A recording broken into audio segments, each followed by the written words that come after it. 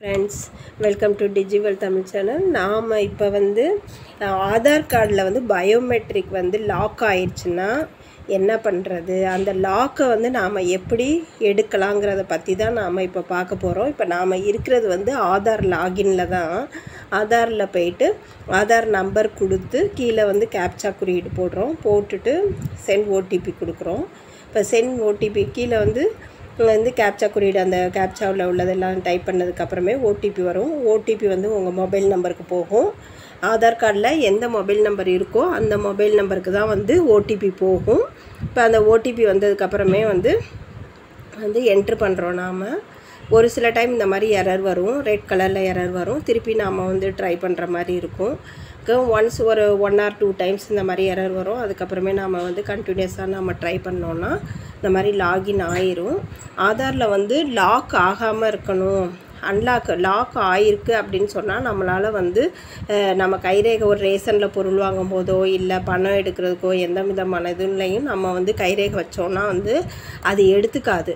அப்போ அதை வச்சு நாம் நம்மளோட பயோமெட்ரிக் லாக் ஆகிருக்கு அப்படின்னு நாம் தெரிஞ்சுக்கலாம். அப்போ அந்த லாக்கை நாம் எடுத்தால் தான் நம்மளால் ஆதார் டிரான்சாக்ஷன் பண்ண முடியும். இப்போ இதில் லாக் தெரியுது பார்த்திங்களா, ஒரு பூட்டு மாதிரி போட்டு, அதனால் லாக் ஆகிருக்கு அப்படிங்கிறத நாம் தெரிஞ்சுக்கலாம். இப்போ அதை கிளிக் பண்ணதுக்கப்புறமே அன்லாக் கிளிக் பண்ணதுக்கப்புறம் இந்த மாதிரி தான் ஸ்க்ரீன் வரும்.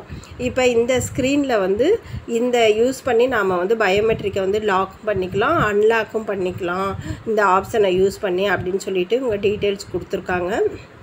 இப்போ இந்த டேஷ்போர்டில் லாக் அண்ட் அன்லாக் பயோமெட்ரிக்ஸ் மூலமாக நாம் பண்ணிக்கலாம். இப்போ நெக்ஸ்ட்டு போனதுக்கப்புறமே 2 ஆப்ஷன் கேட்கும். Unlock biometric temporary, unlock biometric permanently அப்படின்னு சொல்லிட்டுன்னு.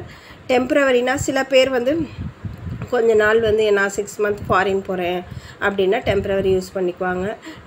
லாக் பண்ணி வச்சுட்டு போவாங்க, திருப்பி அன்லாக் பண்ணுவாங்க. இப்போ பர்மனெண்ட்டாக நான் என்னோடதை லாக் எடுத்து விட்றேன் அப்படின்னா பர்மனெண்ட்லி கிளிக் பண்ணிக்கிறோம். இப்போ அதுக்கப்புறமே இப்போ கிளிக் பண்ணதுக்கப்புறம் your biometrics have been unlocked சக்ஸஸ்ஃபுல்லின்னு வந்துருச்சு.